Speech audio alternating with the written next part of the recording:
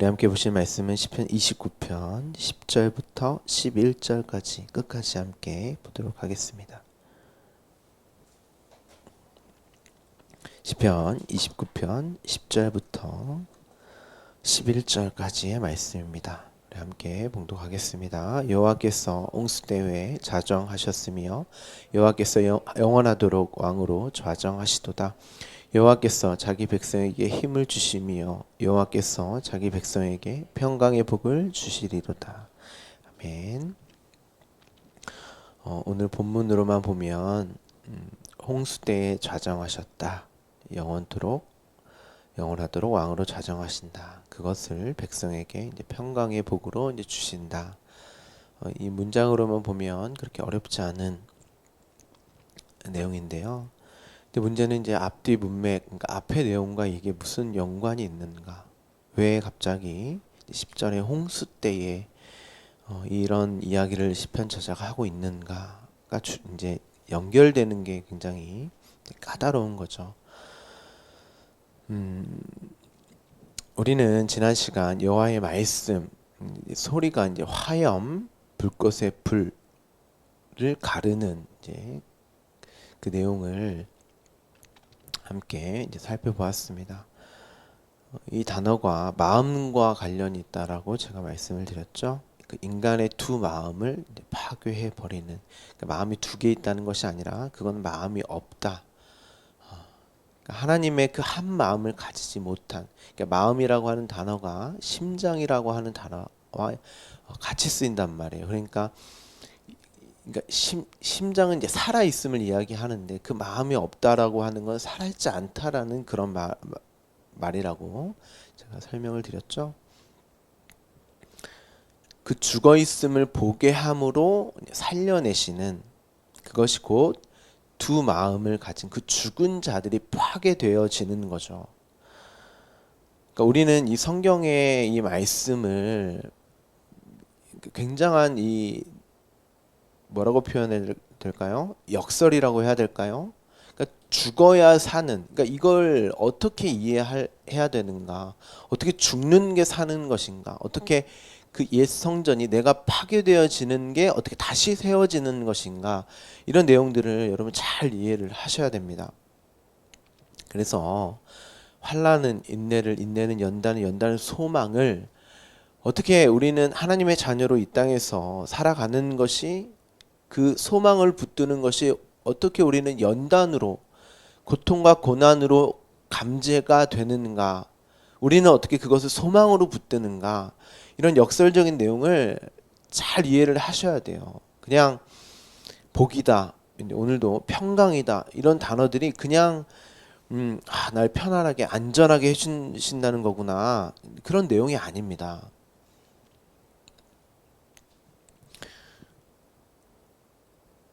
이 말씀이 떨어지는 것, 곧 이 두 마음이 파괴되어지는 곳이 광야라고 말씀을 드렸죠.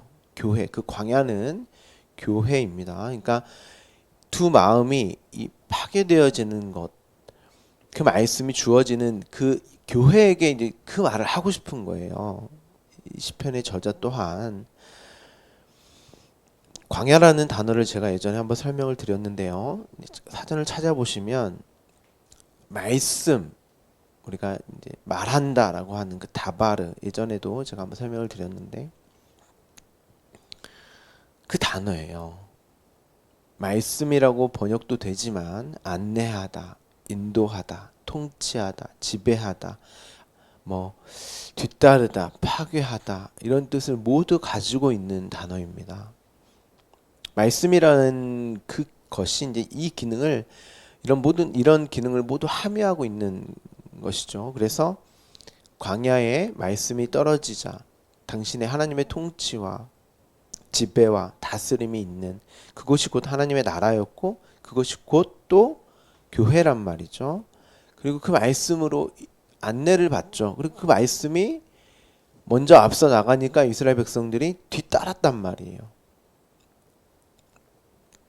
근데 결국 1세대가 다 거기서 파괴되어진단 말이에요. 근데 그 죽음을 1세대가 다 죽는 게 그게 나쁜 죽음이 아니에요, 결코.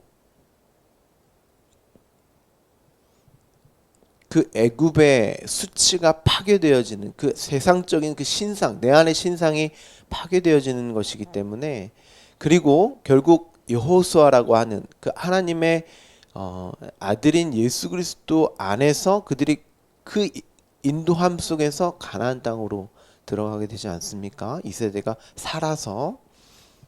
그것이 곧 홍해가 담고 있는 내용이잖아요. 그 애굽에 출애굽한 그 모두가 홍해에서 빠져 죽고 다시 살아나는, 그게 세례의 내용을 다 담고 있는 것이란 말이죠. 그 구원의 현실을 이 땅에서 그대로 체휼하는 곳이 교회이지, 단순히 어떤 눈에 보이는 복, 평강을 말하는 게 아닙니다. 근데 이 다바르라고 하는 그 단어 앞에 맴이라고 하는 자음 하나를 딱 붙이면 그게 어떤 장소나 상태가 되거든요. 그러니까 말씀이 있는 곳, 말씀이 떨어지는 곳, 그 단어가 광야예요. 광야. 산상수훈이나 그 예수님께서 처음 이제 말씀을 주신 곳이 에레모스, 그러니까 이제 들판이라고 번역도 했는데 아니에요. 광야입니다. 거기가 광야. 근데 어떤 지형, 장소를 얘기하는 게 아니라 당신의 백성들, 자녀들이 에게 말씀이 떨어지는 그 교회의 상태인 그곳에 예수님께서 말씀하시는 그 장소가 이제 광야라고 이렇게 기록을 한 거죠. 뭐 어디는 들판, 어디는 산 이렇게 되어 있으니까 뭐 다른 곳이다. 그러니까 성경은 제자들이 뭐 이상하게 각자의 어떤 그런 것들을 다르게 써서 오류가 있는 책이다 이런 말이 아니에요. 그러니까 다 어떤 내용을 담고 있고 그 내용을 설명하고 있는 게 성경이란 말이죠.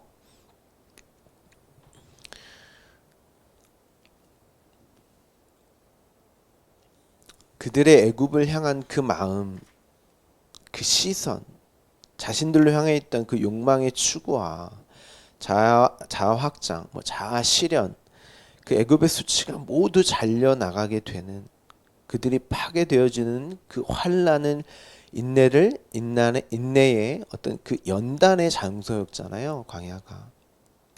앞서 시편의 기자는 백향목의 그 나무, 그것이 꺾이고 부서지는 것으로 그 내용을 말합니다. 곧 다윗 자신의 그 인생을 말하는 것이기도 하죠. 그것은 곧 수면 위의 영이 말씀이 운행하면서부터 되어지는 쪼개짐의 사건이죠. 그래서 땅과 하늘이 갈라지고, 창세기 1장에 수면 위의 말씀이 운행하니까 땅과 하늘이 나뉘고 물과 묻이 나뉘게 되는, 그것은 바울은 거룩하다, 에베소서 1장 4절에서 예수 그리스도 안에서 거룩하고 흠이 없게 되는, 그것이 곧 쪼개지고 나뉘어지는 구별됨의 그 거룩함이라고 이렇게 말을 하죠. 나중에 제가 이런 부분들도 자세히 설명을 드릴 거예요. 그렇지만 오늘 제가 말씀을 드리는 것은 여러분에게 익숙하게 함입니다. 이런 내용들이 창세기나 시편이나 바울의 서신서에 다 기록이 되어 있다, 이렇게 말씀을 드립니다. 그 예수 그리스도와 십자가의 내용으로 이제 다 기록이 되어 있는 것이죠. 그래서 9절에서는 그 말씀이 아얄레 샤할, 그러니까 암사슴이 출산하는 그 쪼개지고 그 내 마음이 갈라지는, 꺾이고 부서지는 그 내용을 그 암사슴이 출산을 하게 되는, 아들을 낳는 그 해산의 고통으로 말을 하고, 그로 환난과 인내와 연단으로 소망을 갖게 되는. 왜요? 내가 그로 새로운 피조물, 새 생명인 아들로 낳아지기 때문이에요. 그게 내가 하나님의 자녀로 확인이 되어지는 그 자각과 그 삶이 이제 나로 춤추게 하는, 정말 기쁨과 감사함이 넘치는 그 근거가 되기 때문에, 그래서 그의 성전에서, 이 성전은 곧 나죠. 그 교회, 그의 모든 것들이 말하기를 뭐라고 한다? 영광이라고 한다.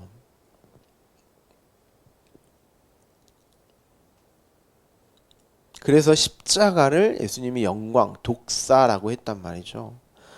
이 과정과 결국이 모두 하나님께서 하신 것입니다 하고 하나님의 영광을 드러내는 자로, 그리고 이 역사 속에서의 나의 삶과 역할을 진정으로 기뻐할 수 있게 되는 그 내용을 담고 있는 거죠. 그런데 다시 한번 말씀을 드리지만 이것은 내 안에 그 마음이 부수어지지 않으면, 이 율법의 마음, 선악의 판단과 그 마음이 파괴되어지지 않으면 이건 안 되는 일이고, 그런데 그것은 반드시 나의 이 역사 속에서 환난과 고난으로 감지가 된단 말이에요.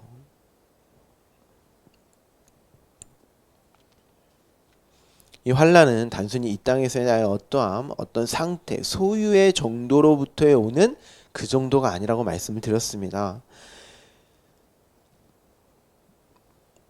나라는 존재가 하나님이 아니면 존재일 수 없고 살아갈 수 없다라고 하는 하나님의 어떤, 하나님을 절대 의존적, 하나님만을 의지해야 내가 존재일 수 있고 살아갈 수 있게 된다는 그 나의 그 자각, 하나님 절대 의존적 존재임을 알게 되는 그 사실, 인간들은 절대 인정하거나 수긍하지 않는단 말이에요. 이것을 여러분이 하나님을 믿고 교회 다닌다고 이게 다 인정되냔 말이에요. 아니에요.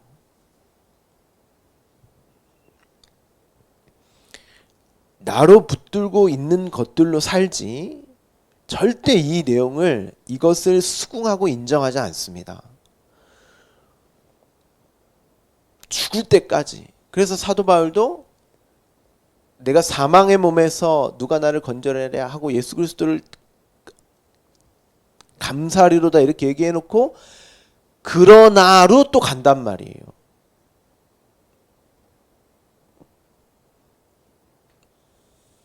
나의 이 역사 속의 현실의 삶이 환난으로, 그렇지만 그러므로 내가 하나님을 의지하지 않으면, 하나님이 오셔서 나를 찾아오셔서 나를 붙잡지 않으면, 그러나 나는 또 내 이 육으로 산다.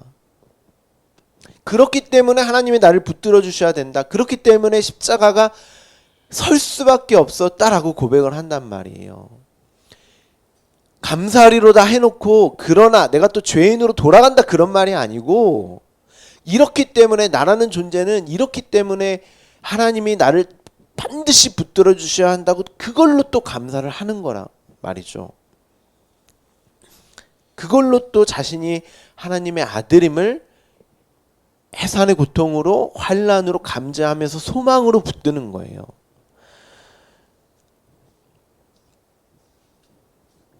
그것으로만, 그 환난으로만 자신들의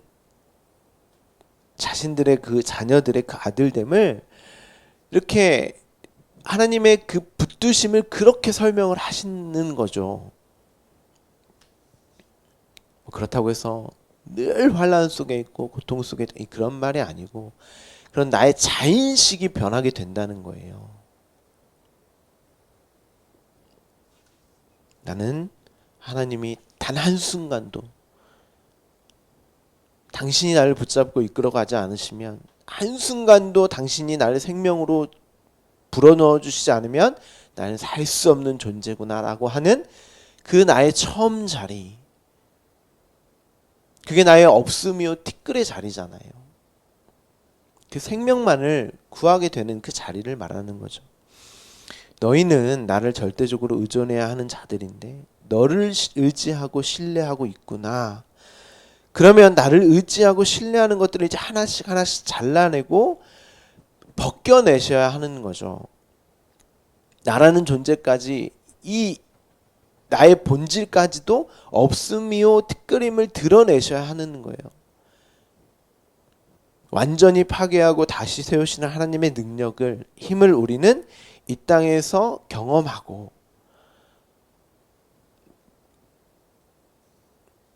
나의 나됨은 하나님의 전적인 은혜입니다. 이 고백하는 거예요. 우리는. 그로 시편의 저자가 나는 꺾이고 부서져야 하는 존재입니다. 그로 내가 하나님만으로 존재하고 살 수 있다는 그런 고백인 것이죠.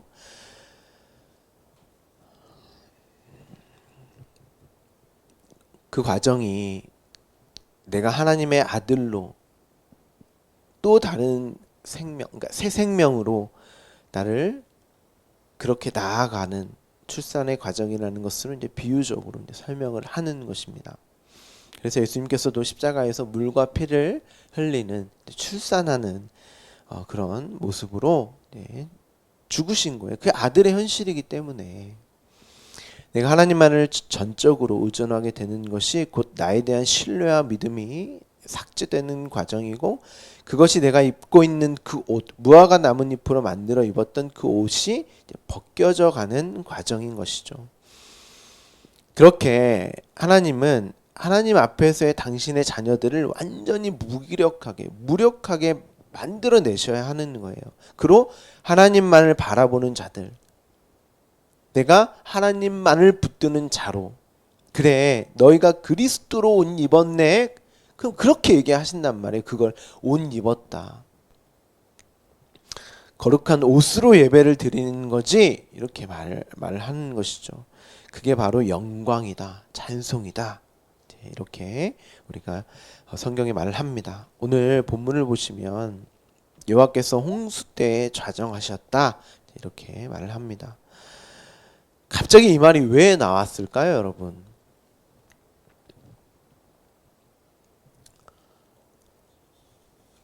이 홍수라고 번역된 단어가 정확히 노아의 홍수를 말합니다. 사전을 찾아보면 노아 때의 홍수 이렇게 되어 있어요.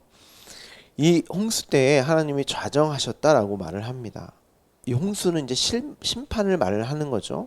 여호와께서 홍수로 좌정하셨는데 그게 곧 심판이었습니다.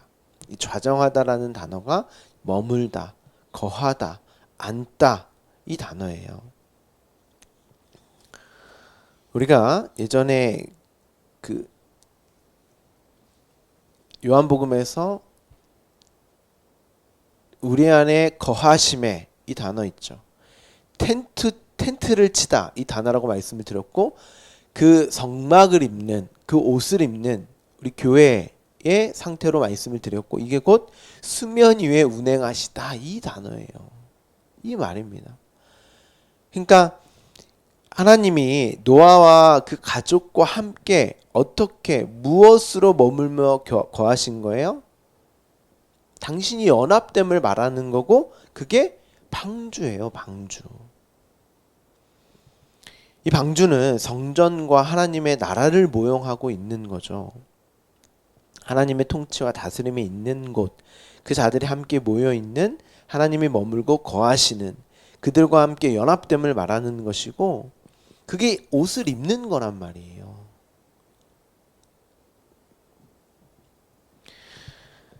그런데 노아가 이 방주를 만들 때 역사 속 삶이 어땠어요, 여러분? 산 중턱에 배를 만들고 있는, 하나님의 말씀이 주어짐으로 그 말씀대로만 살아야 했던 그들의 삶이 어땠어요? 노아를 보면 그 앞에 이야기가 어떤 이야기냐면, 창세기 문맥을 살펴보면 아담의 족보가 나오고 그들이 모두 죽었더라, 죽었더라, 죽었더라, 이렇게 말을 합니다. 반면 에서의 족보, 그 가인의 족보는 이런 이야기가 나오지 않아요. 그냥 그들은 애녹성을 짓고 문명을 이루면서 겉으로 보기에는 굉장한 번영과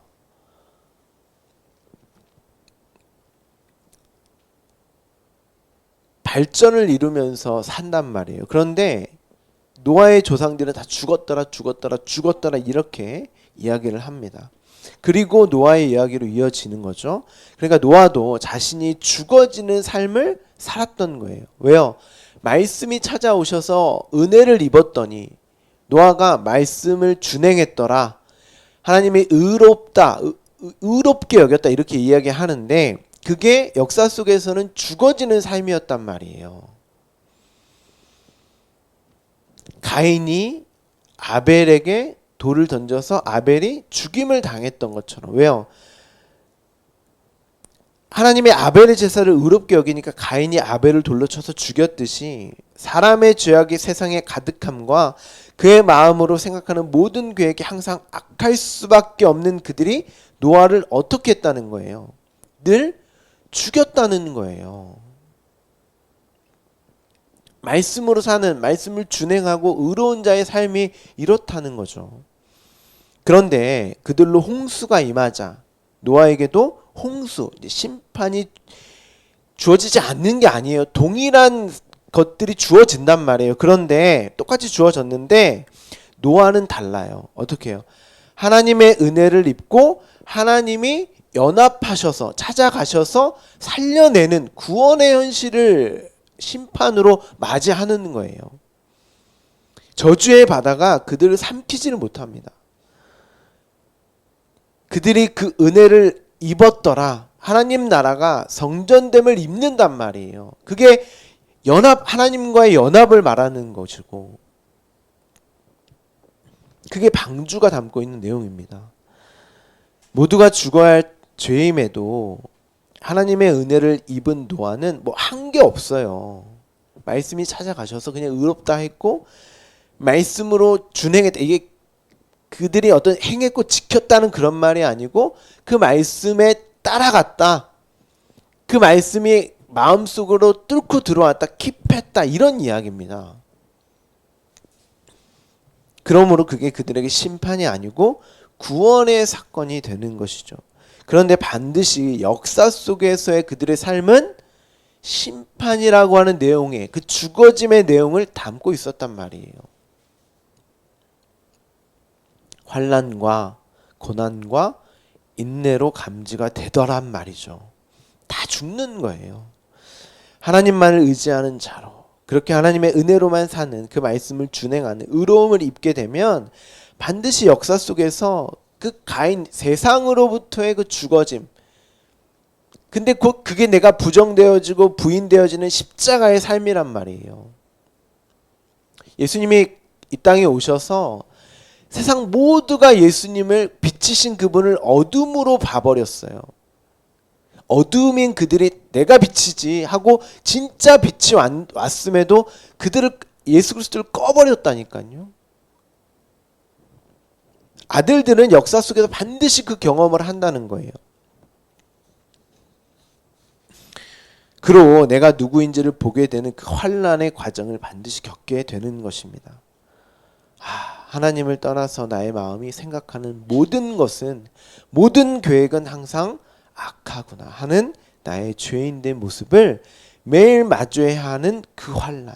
그런데 어떻게 나에게 그 은혜가 주어졌는지를 깨닫는 그 소망을 붙드는 자로 그 아들들은 이 역사를 살아가는 거예요.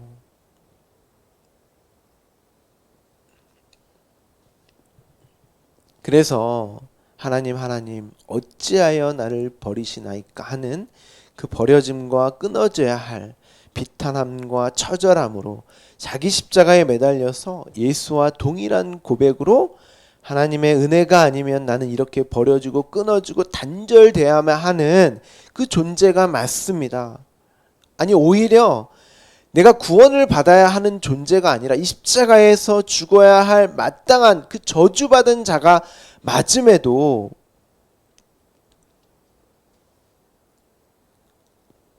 어떻게 값없이 은혜로 주어지는 그 하나님의 아들됨을 확인하냔 말이에요.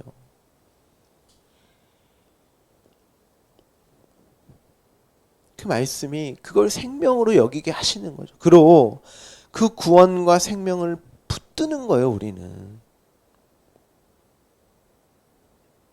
뭘 이 땅에서 대단한 자로 변해가는 게 아니라 항상 악할 뿐이면 하나님이 아셨다니까요. 사도 바울이 그래서 마지막 말년의 고백이 그런 거예요. 대단히 변한 게 아니란 말이에요. 성숙과 자라남이 있는 게 아니라 내 자인식이 나는 하나님의 은혜가 아니면 살 수 없는 그 자인식, 뭐 그걸 성숙과 변화라고 하자면 그걸 그렇게 얘기하자고요.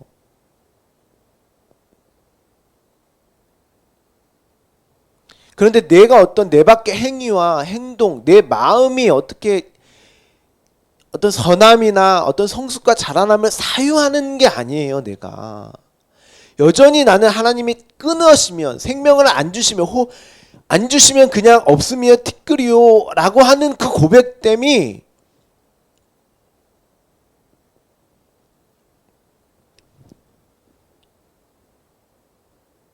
그게 아들들의, 백성들의 그 말씀으로서의 확인된 자리란 말이에요. 그 고백이.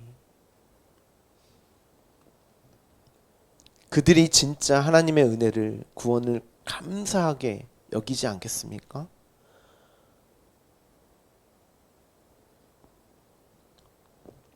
근데 대부분 그 십자가의 은혜와 구원을 감사하게 생각하지 않습니다. 그렇게 여기질 않아요. 내가 누군지를 모르고 내가 어떠한 존재인지를 모르는데 어떻게 그 십자가의 구원을 진짜 성경에서 말하는 그 영광으로 찬송하겠냔 말이죠. 대부분 나의 어떠함, 내 형편과 상황으로만 감사와 기쁨, 슬픔과 탄식이 나오지. 우리가 무슨 정말 십자가의 능력을, 힘을 찬송하는 그런 자로 변해가냔 말이에요. 이 죄에 대한 깊은 이해와 그 죄악됨으로 가득한 나의 모습을 올바로 직시하는 것 자체가 생명인 것입니다. 거기서 하나님께 뭘 요구하는 게 아니에요. 그것까지도 하나님께 전적으로 맡겨버릴 수밖에 없는, 내가 구원을, 천국을, 어떤 상급을 요구하는 게 아니라 전적으로 모든 것을 하나님께 맡겨버릴 수밖에 없는 나의 실존을 맞이하게 되는 것입니다. 그 자들이 하나님의 은혜를 입은 자들인 거예요. 그 방주 안에 거하는 자들, 하나님이 그들 안에 머문, 좌정하시는 그 일이 또한 복음서에서도 이제 기록이 되어져 있는데, 물 위에 좌정하시는, 그러니까 물 위를 걷는 그 사건이 복음서에도 기록되어져 있죠. 그런데 그 내용이 오병이어 이적과 기적 사건 후에 기록이 되어져 있습니다. 이게 노아의 방주 사건과 내용이 동일하다고 생각을 하셔야 합니다. 왜냐하면 노아의 방주를 여러분 그 지을 때 방주가 기가 막히게도 또 3층 천으로 되어 있어요. 3층으로 되어 있습니다. 바울은 하늘을 3층 천으로 얘기하고, 이게 하나님 나라의 모형이거든요. 그리고 예수님은 당신을 내가 하나님 나라다, 하나님 나라가 가까이 왔지, 내가 왔다, 이렇게 말씀하신단 말이에요. 그러니까 그 무리를 걷는 그 사건은 노아의 방주의 내용을 그대로 다 담고 있는 거예요. 노아의 방주의 사건이 오병이어 사건으로 이어지고 있는데, 이 말씀, 하나님 나라가 왔음에도 그것이 그들이 뭔지를 보지를 못하죠. 그들이 그저 육의 양식, 배부름, 자신들의 문제가 해결되는, 그리고 이 땅에서의 자신들의 형편과 어떤 지위를 얻는 것으로 이제 생각을 합니다. 그것이 그의 마음에 생각하는 모든 계획이 항상 악함이죠. 그리고 반드시 그 마음은 그들의 그 두 마음이죠. 이게 그건 부셔져야 될 것이죠. 예수님은 그것이 그들의 악함이고 부서져야 될 일로 가르쳐 주셔야 돼요. 그래서 보내시는 거예요. 일부러 배 타고 가, 한번 너의 힘과 노력으로 한번 건너봐 라고 하시는 것이에요.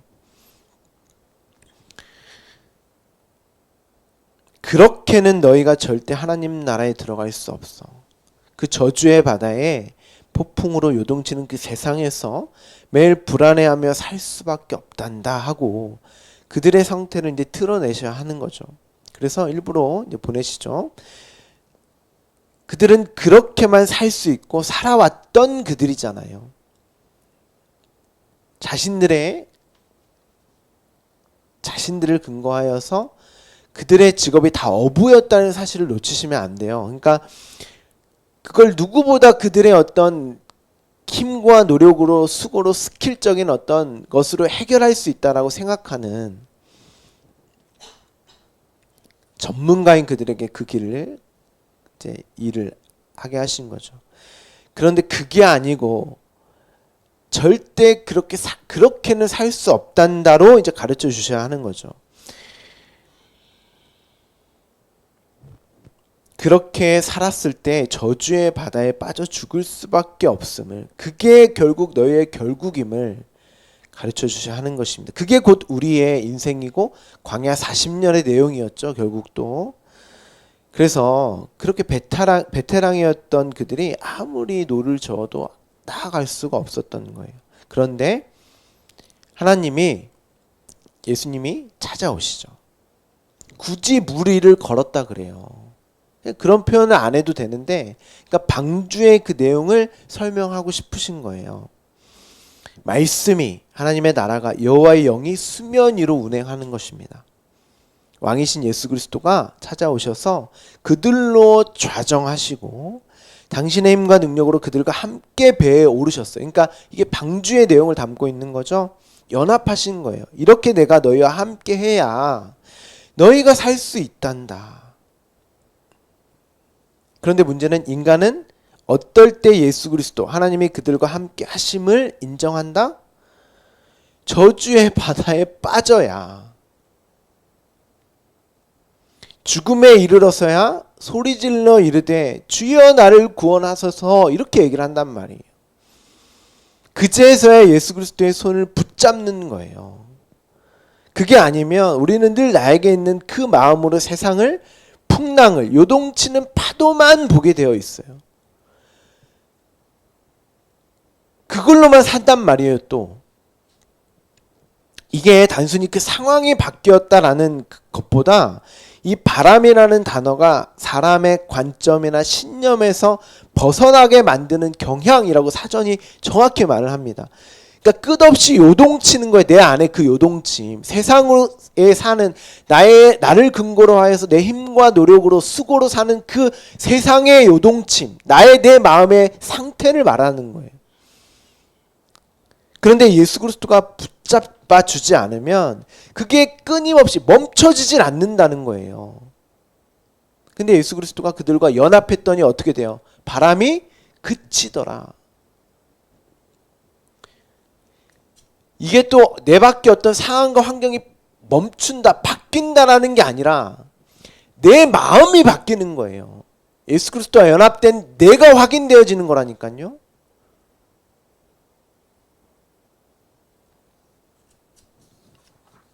나의 예수 그리스도가 붙잡아주는 내가 아들로 확인되어지는 거예요. 그래서 이 단어가 멈추다, 그치다 라는 뜻과 함께 쉼이라는 단어가 또 같이 있어요. 뜻이.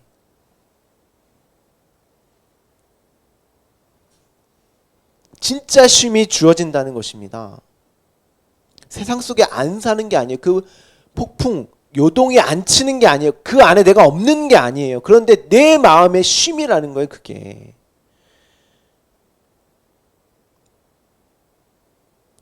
폭풍우가 와도, 사망이 나에게 올지라도 나는 괜찮다는 거예요. 예수가 나를 붙잡고 있기, 나를 근거해서 그런 고백을 하는 게 아니라 내 어떤 믿음, 내 어떤 신념, 내 어떤 확신, 뭐 이런 게 아니라, 맞아, 내 말씀으로 확인을 했더니 하나님이 나를 붙잡고 계속 있으셨구나. 그로 하나님을 영광하는 자로 나는 괜찮지 하고 말씀으로 늘 확인되어짐이 나에게 쉼이란 말이에요.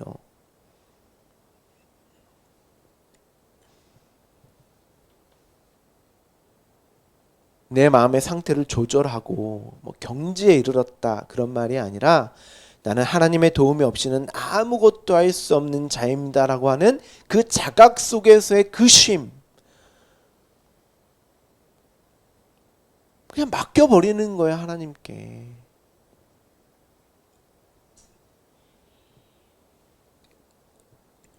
그게 진짜 쉼으로 수긍하게 되는 거예요. 여러분의 인생 속에서 반드시 그 자리로 하나님이 이끌어 가신다는 거예요. 11절에 보시면 여호와께서 자기 백성에게 힘을 주시며, 어떤 힘을 주신다는 거예요?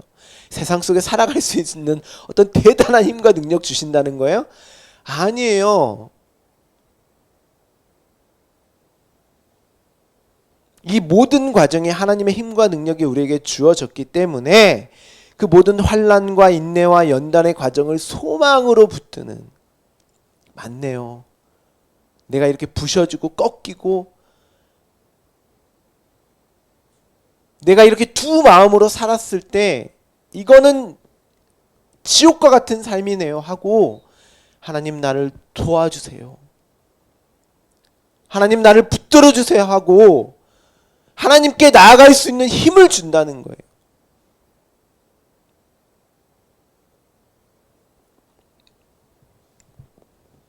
그래서 이것을 자기 백성에게 평강의 복을 주신다.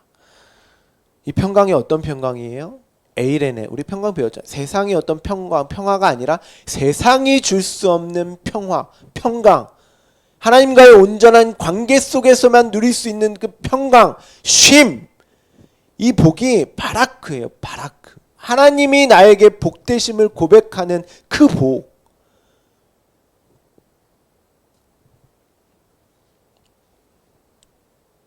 그것을 평강의 복으로 여길 수 있는 힘을 주시겠다는 거예요. 시편 1편의 내용이 이 내용이란 말이죠. 이 인생의 과정이 어떠할지라도 이 평강의 복으로 여길 수 있는 삶이기 때문에 그 과정도 복이라는 거예요. 환난, 인내, 연단의 모습일지라도 결국 소망에 이르게 하는, 내가 그렇게 부셔지는 게 하나님으로 거룩한 연합되는 것이기 때문에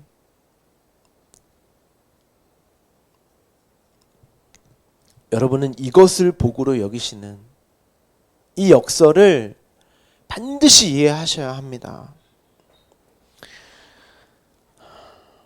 여러분은 이 말씀을 복으로, 그리고 이 말씀으로 살게 하시는 이 삶을 복으로 여기고 계십니까? 그리고 진짜 복을 보고 가고 계세요? 하나님을 보고 가고 계세요? 예수님께서 나를 본 자는, 이 말씀을 가진 자들은 하나님을 보는 것이거늘 어찌하여 하나님을 보이라고 하느냐? 하나님이 오셨다니까요. 이 말씀을 가진 자들은 반드시 하나님을 보게 되어 있어요. 그 복을 누리게 되어 있어요. 제 말이 아니라.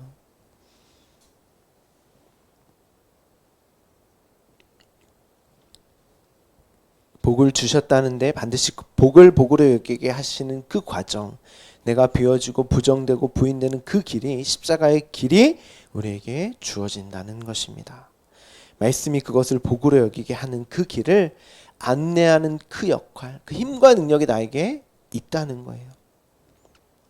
그때그때마다 여러분 당황하지 마시고, 환난과 인내와 연단을 우리에게 주어졌을 때, 말씀이 또 이것을 복으로 여기게 하는 그 과정이구나. 그렇기 때문에 여러분이 이 말씀으로 온전히 서 계시지 않으면, 내 안에 이 말씀이 있지 않으면 늘 흔들리는, 폭풍과 요동치는 파도에 휩쓸릴 수밖에 없는 거예요. 당황하지 마시고 잠잠하게 예수가 내미시는 손에, 그 말씀에 붙들려 가시면 됩니다. 말씀을 생명으로 그렇게 여기시는, 그러면 그게 가나안 땅으로 그 하나님의 나라를 사는 거예요, 결국.